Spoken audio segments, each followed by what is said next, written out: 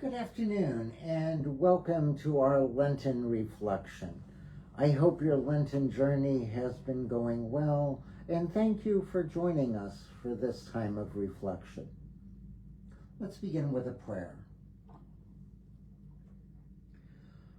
Loving God, we ask that your Spirit be with us, continue to guide us, open to us your desires within our lives, and allow us to understand your working within and through us.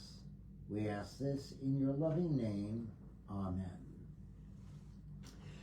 If we look at the readings from this past Sunday, we dealt with the book of Samuel, in which David is selected as the person that would be anointed as king. Rather unlikely. Not the first choice. And when we look at the gospel reading from John, the healing of the blind man, once again, unlikely, unexpected, and raises lots of questions. And I think that's basically the meaning of the scriptures from this past Sunday. How does God work within our life? How is God working in our life? Is it what we expect, or is it unexpected? Many times, I believe, God's interaction with us is out of the realm of our expectations. As human persons, we typically have ideas as to how we think everything should go, how everything should be done, and also what God should do or how God should operate.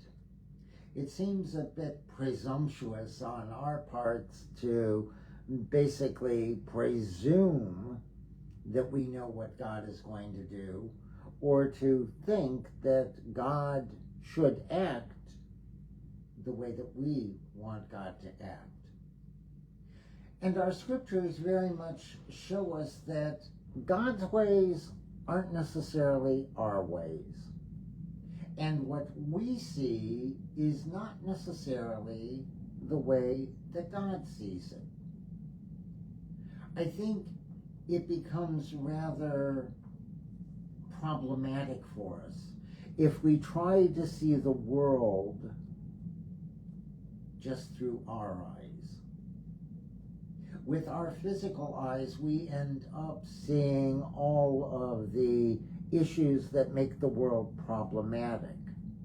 If, however, we're able to attempt to look with the eyes of God, that changes the perspective.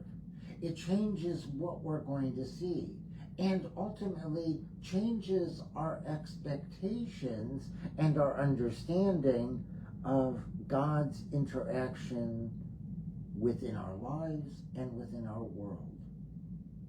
Our ways are not God's ways. And that's a really good thing, because human beings, as it is, do enough to mess the world up. We certainly don't want to involve God in our mess-ups. God is there, and God doesn't judge that, but instead, God continues to walk with us and unconditionally accept us, and continues to guide us towards what God's expectations are for us. No one in the book of Samuel, in the story of the selection of David as king, was expecting David to be the one. He was the youngest. There wasn't anything, quote unquote, wrong with him. And God simply says, no, not that one, not that one, not that one. Yes, this one, David.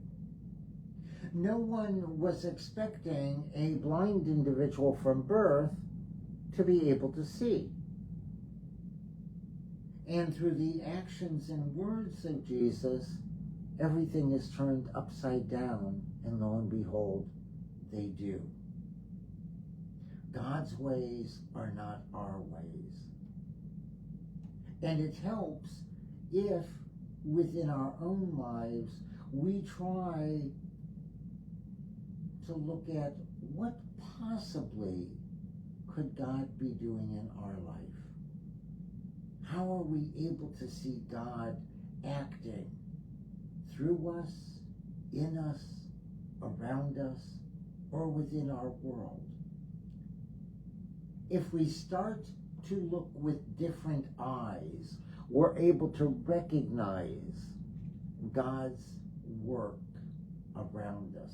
We're able to recognize and see how God is very much part of our day-to-day life and continues to be part of the ongoing evolution and unfolding of God's plan and our world.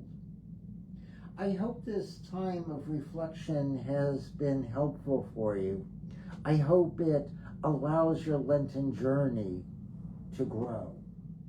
And hopefully all of us will be able to continue to work towards seeing the world through the eyes of Jesus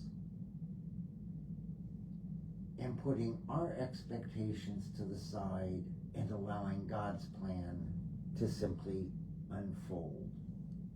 Thanks for joining us. Have a great rest of the week. God bless.